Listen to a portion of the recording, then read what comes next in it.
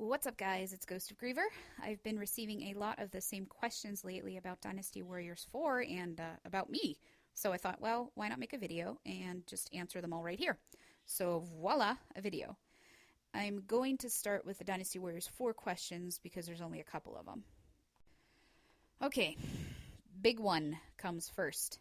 How do you unlock the Nanman Musou Mode in Dynasty Warriors 4? For this, you have to be in Musou mode and play the Nanman campaign. I repeat, the Nanman campaign, not Defense of Nanman. It doesn't matter if you play as Wu or Shu, and you can play on easy mode to make it go faster. Now, if you don't know how to get the actual level itself when you're playing Musou mode, it's really simple. The level pops up automatically in the stage flow, but let me explain anyhow, just so I don't have to, answer more questions. Now for Shu, it will pop up in the chapter The Fall of Wu. When that chapter appears, depends on if your fire attack on CB succeeded or not. If the fire attack did succeed, the Fall of Wei will actually come first, followed by the Fall of Wu. If it failed, then the Fall of Wu will come first, followed by the Fall of Wei. Regardless of how it works, the level will pop up anyway. And Wu, it's similar. The chapter that has the Nanman campaign is called The Fall of Shu. The level's timing depends on Zhuge Liang in the same battle, the Battle of CB. If Zhuge Liang successfully prays for the wind, then the Fall of Shu will come first. If he fails and Huang Gai fails, or if you clear the stage before the fire attack even occurs, the Fall of Wei chapter will come first, followed by the Fall of Shu. Okay, now method. It's the same method for unlocking the characters Meng Huo and Zhu Rong, because once you unlock them, the level pops up. When you're playing in the Nanman campaign as either Shu or Wu, you'll have to beat Meng Huo 7 times, once in a duel, and Zhu Rong in a duel. Meng Huo can be a little bit trickier. Before you start the level, however, it is extremely important that you do not enter the castle to the south until you've beaten Meng Huo 6 times and Zhu Rong in the duel. If you enter, Meng Huo and Zhu Rong automatically appear in the castle, and that just screws everything up. I've heard that you don't actually have to beat Meng Huo in the duel, you can fight to a draw, but I haven't personally confirmed this, so I couldn't honestly tell you. I like the better safe than sorry method personally. But now Meng Huo appears all over the map, so make sure that you cover each area. If you haven't beaten him 6 times and all that's left is the castle, keep moving around the map until you trigger his appearance. But for your convenience, here is the map of the Nanman campaign. I made it with a screenshot from one of my older videos, so the quality isn't great, but the red dots show where Meng Huo appears. The green dot is Zhu Rong. But I repeat, do not enter the South Castle until you've beaten him 6 times. Once in a duel and Zhu Rong in the duel. You will not unlock squat. You'll probably want to pause the video here if you want the map for yourself. I can send it to you too if you want me to send it to you. But hopefully it kind of helps. I'll probably have to make a video actually showing you guys how to unlock the campaign. But right now this will do. Okay, question 2. How do you unlock the Yellow Turbans? Now, this is a campaign that includes Zhang Jiao, but it also includes Zhang He, Zhang Liao, and Zhang Fei. It is super easy. Play through and complete Wei, Wu, Shu, Lu Bu, Dong Shuo, Yuan Shao, and Nanman in Musou mode. Ta-da, that's it. Now, Wei, Wu, and Shu are already part of your game, and I highly recommend playing through as Wei first because you'll unlock Lu Bu's mode and Yuan Shao's Musou mode. Lu Bu is unlocked regardless by defeating the campaign once as Wei, Wu, or Shu, but just Wei, you kill 2 birds with 1 stone. Then complete Lu Bu's Musou mode to unlock Dong Zhuo. And I already told you how to unlock the Nanman Musou mode, so you're welcome. Next question. Why don't you use charge attacks in Dynasty Warriors 4? I guess this is kind of a personal question. I get a ton of flack for this, primarily from trolls, and it's time to address it. I explained this in my Gen G video, but apparently I need to address it again.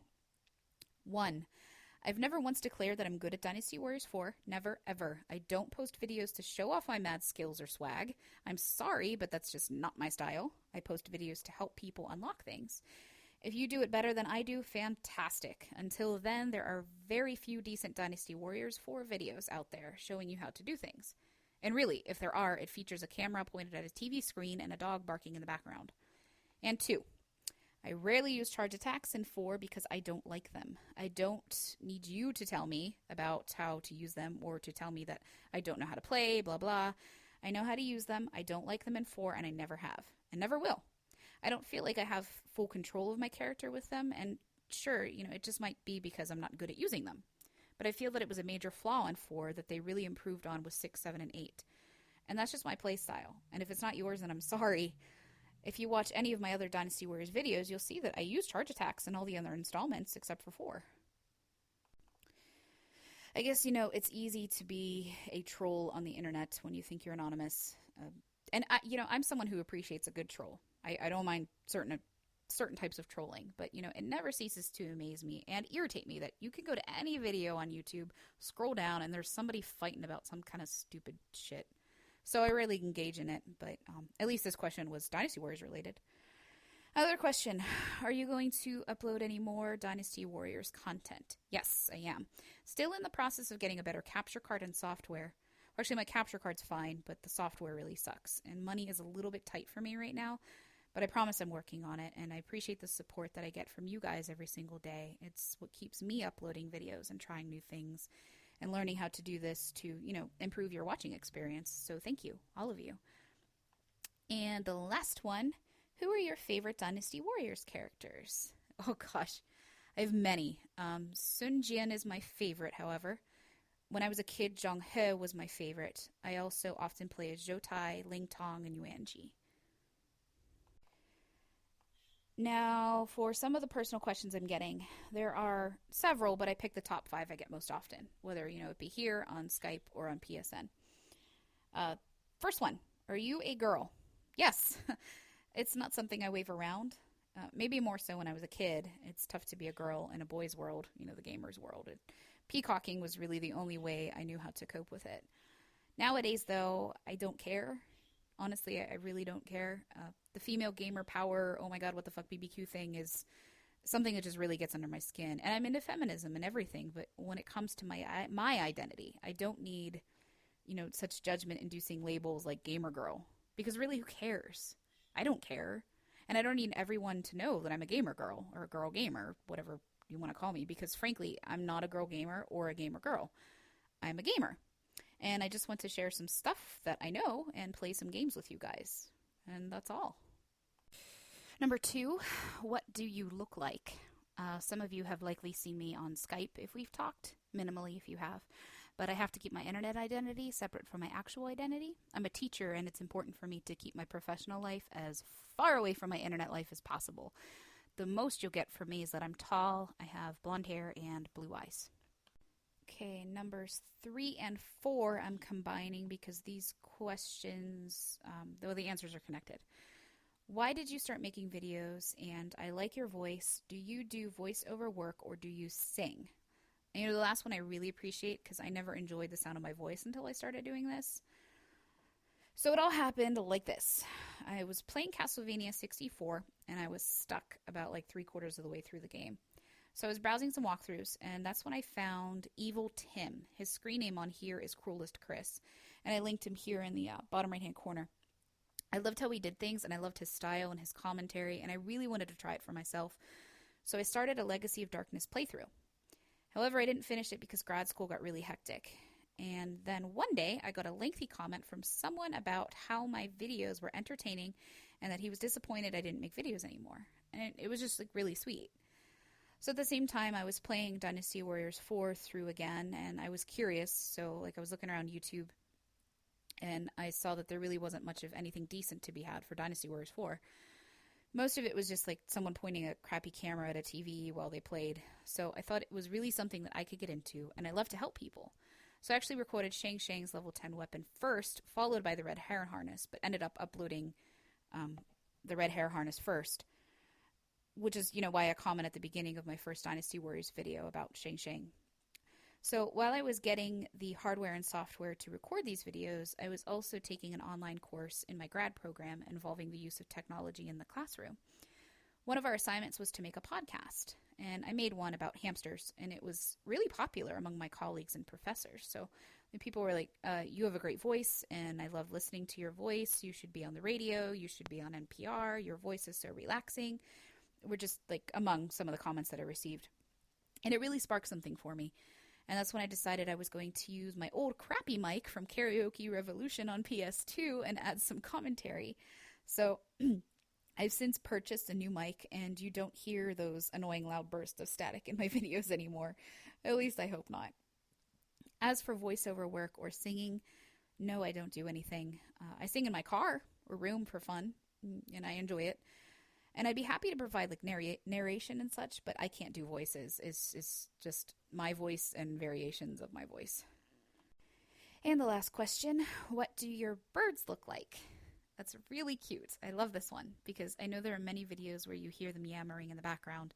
And the truth is it really depends on which video you're watching.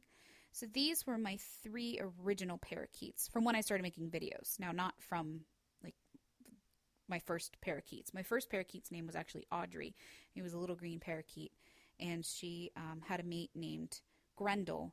But then Audrey passed away, and then I had Grendel and Riku, and then Grendel passed away. So then I have Riku here, who's in the back. I have Lou in the middle, and that's Machiko, who's in the front. And Riku is named for the Kingdom Hearts Riku, not the Final Fantasy X Riku. Although it probably would have made more sense for it to be the Final Fantasy X Riku because she ended up being a girl. So, but anyway, Riku passed away of old age, and Lou actually flew away one day, and I never found him. And that killed me.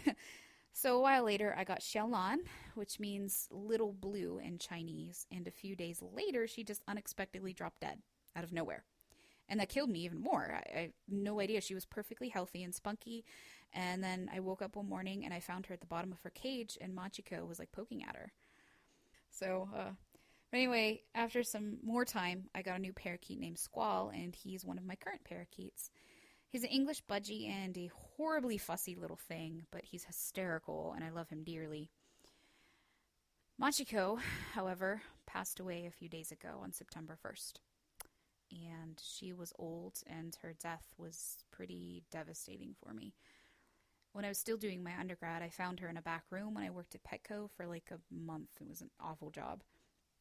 Her beak was crooked, and one of the managers told me that she was back there because of the deformity, and Petco wouldn't pay the vet bill. Which I found to be completely hypocritical. I mean, you're pro-pets, but you'll let this little bird stay in a back room all day without any windows or interaction or socialization or, So I took her home with me, and she lived a long, happy life. And it was really tough for her to eat things, but she managed and turned out to be a spunky little bird who liked to boss my other birds around. I named her Machiko, which means fortunate child in Japanese. But there is a silver lining. The day following Machiko's death, a new baby budgie just happened to come into my life, and her name is Linnea. And I thought I'd end this video with her because, hey, cute baby bird, why not, right? But as always, if you guys have more questions, please don't be shy. It's easiest to reach me through PM. And I love you guys. Thank you.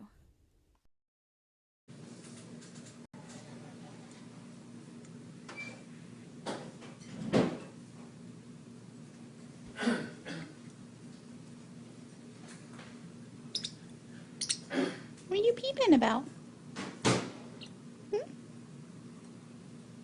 I made you corn because you were eating my food, and now you're not going to eat anything? There you go.